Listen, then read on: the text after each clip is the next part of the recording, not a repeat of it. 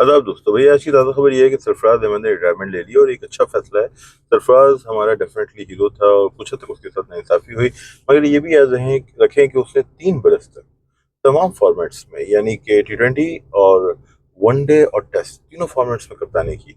और ऐसे बहुत कम कप्तान होंगे जिन्होंने इतने अरसे तक लगातार तीनों फॉर्मेट्स में कप्तानी की हो। तो अगर हम ये कहते हैं कि सरफराज के साथ कुछ नाइंसाफ़ी हुई, तो ये भी याद रहे कि उसे अपनी सक्सेस का, अपने ज़माने का, अपनी कप्तानी का बहुत अच्छा शेयर मिला। पाकिस्तान में तो ये था कि एक कप्तान एक सीरीज़ के लिए मुकर्रर होता है और फिर उसे हटा दिया जाता है। तो इस तनाज़ुर में सरफराज को बहुत अच्छा वक़्त मिला और हमारे पास कोई शिकवा नहीं होना चाहिए उसके फैंस के पास कि भाई उसके साथ नाइंसाफ़ी हुई बहुत ज़्यादा। और सच्ची बात ये है कि आखिर में बतौर कप्तान ठीक है, टीम के अंदर ग्रोबंदी थी, हुकूमत तब्दील हो गई थी, मगर बतौर कप्तान उसकी कारकर्दगी थोड़ी कम हुई थी और एज अ प्लेयर भी उसमें सवाल उठते थे। डेफिनेटली उसे जिस तरह निकाला गया वो दुरुस्त नहीं था। मगर अब जब वो रिटायरमेंट ले चुका है तो ये बाज़गश्त है कि उसे शायद हेड कोच बनाया जाएगा, पीसीबी उसे एक नई ज़िम्मेदारी देगी।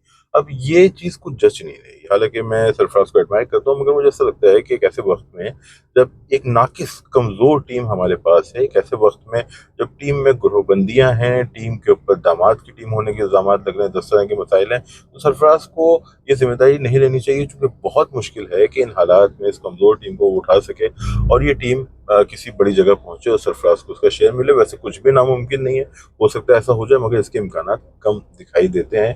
तो ये कोई बहुत अच्छा डिसीजन नहीं होगा। इवन अगर वो सिलेक्शन कमेटी में है जहां आकिब जावेद ऑलरेडी बैठा हुआ है, वहां से शफीक ऐसा प्लेयर बैठ चुका है, तो आकिब जावेद के अंडर तो अब तक कोई भी अच्छी चीज़ नहीं हुई और आगे भी होने का कोई इम्कान दिखाई नहीं देता। तो बहरहाल अगर सरफराज अपने तौर पे कोई काम करते हैं तो बेहतर है, किसी भी जिम्मेदारी देती है तो उसे भी लें, मगर मज़ा नहीं आ रहा। उसका सबब ये है कि देखें, जो क्रिकेट है वो अब बहुत साइंटिफिक हो गई है, और बल्कि तमाम स्पोर्ट्स साइंटिफिक हो गए हैं।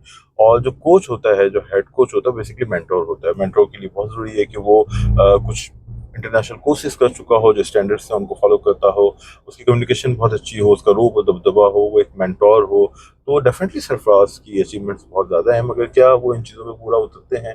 और उससे भी बढ़ के हो सकता है वो तमाम चीज़ों में पूरा उतरते हों। एक नाकिस टीम, कमज़ोर टीम, ग्रोहबंदी का शिकार टीम, ऐसी टीम जिसमें वो खिलाड़ी हैं जिन्होंने उनको बाहर निकालने में अपना किरदार अदा किया था, उनके साथ काम करना मुश्किल फैसला होगा, मगर लेट्स सी क्या होता है, देखते हैं क्या होता है। हमारी एक तमन्ना सरफराज के साथ है। फिर मिलते हैं। Take care.